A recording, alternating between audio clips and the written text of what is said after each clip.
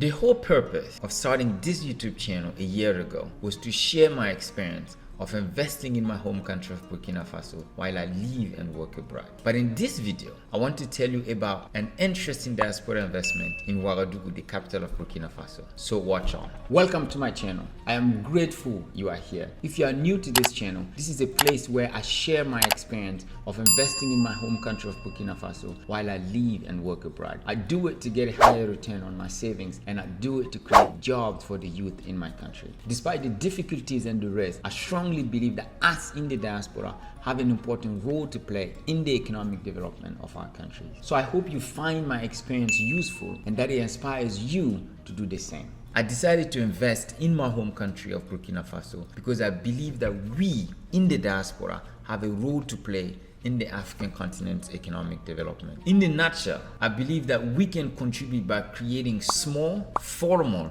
not informal, formal, productive, labor-intensive enterprises. Labor-intensive enterprises that can hire a few people or dozens of people and can grow to hire hundreds of people if we have the vision and work diligently to lay down strong foundations and allow those enterprises to expand. But why is that important, you may ask? Well, we have fast-growing populations across the continent, but because of limited industrialization, our economies are not growing fast enough and creating the jobs necessary to absorb the excess labor force. So as a consequence of this limited industrialization, unemployment and poverty rates remain high across African countries. And African governments struggle to provide critical services like education and healthcare. Because of the fast-growing population, these gaps will only grow larger with time if productions are not increased fast enough. Meanwhile, we have many in the diaspora with savings or opportunities to save that can be put to work in our countries where returns can be higher. But I think in general, the African diaspora has two main advantages.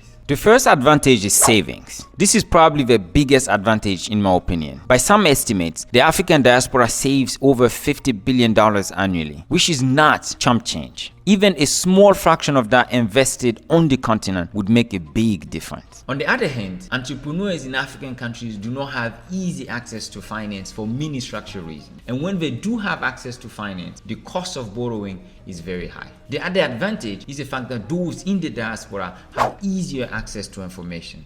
Entrepreneurs on the continent have limited access to information about cheap and effective technology and innovation. One reason could be the high cost of internet connection. So there is clearly a role for us in the diaspora to play, a void for us to fill. For example, the diaspora can invest in farming to fill the food deficit. They can invest in waste management, which is critically needed in urban centers across the continent. They can also provide education services such as after-school tutoring. A good friend of mine did exactly that. He invested in an after-school tutoring center that specializes in improving students' math skills. But why tutoring centers? Well, although education access, as measured by the years of schooling, has improved significantly across the continent, learning outcomes remain very poor. Public schools, when they exist, are underperforming. Even private schools are underperforming because they were built purely for profit making. And because of the strong demand, they are able to attract students and parents. So this investor, who's a friend of mine, had savings and information about how to design an effective after-school tutoring center.